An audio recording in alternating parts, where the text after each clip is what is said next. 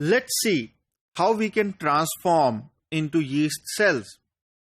So, eukaryotic cells are not naturally transformable, and the word transfection is used to describe uptake of exogenous DNA by mammalian cells.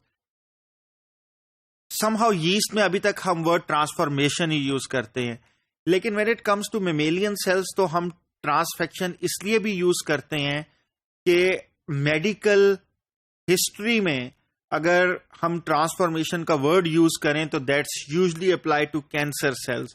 तो ये ambiguity remove करने के लिए we use the word transfection.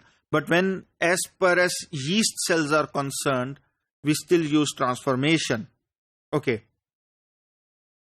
Ultimately, what has changed? अब आप yeast cells के ऊपर आ गए और आपने इनको transform करना है. The only change which is bigger is that you have a more harder cell wall to cross. And that cell wall needs to be removed if you want to transform DNA into the yeast cell. जब आप cell wall remove कर लेते हैं, usually you remove it enzymatically, तो इसको हम spheroplasts कहते हैं. You can use then methods like electroporation.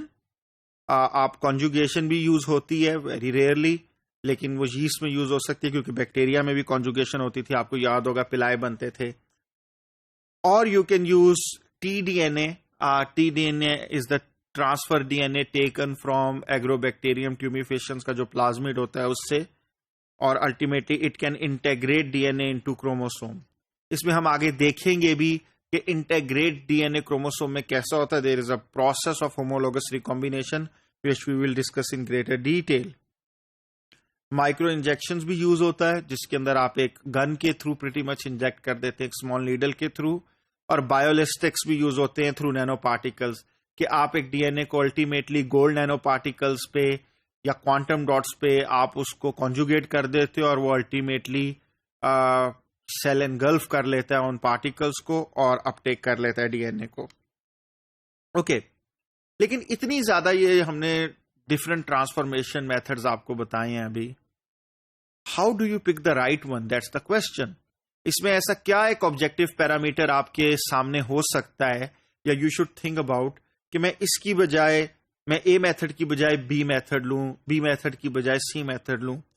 The most important thing is transformation efficiency, कि अल्टीमेटली अगर मैं एक मेथड यूज करूंगा तो 1 माइक्रोग्राम ऑफ डीएनए अगर मैं उस सैंपल में डालता हूं तो कितने सेल्स में अल्टीमेटली वो ट्रांसफॉर्मेशन सक्सेसफुली ट्रांसफॉर्म कर जाएगा.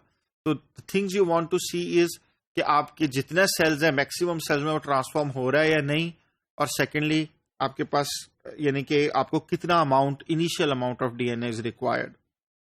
आपके पास इस particular table, it's a very good table because it compares कि बेसिकली डिफरेंट मेथड्स एक दूसरे के साथ कैसे कंपेयर करते हैं. कि प्रोटोप्लास्ट में आपके पास अगर पेग और CaCl2 के साथ मेथड हो तो एस सेरीविसाई में 10⁻² to 10⁻⁵ पर माइक्रोग्राम ऑफ डीएनए आप ट्रांसफॉर्मेशन एफिशिएंसी ले सकते हैं. ये 10⁻² to 10⁻⁵ क्या है? सेल नंबर है, ठीक है ना.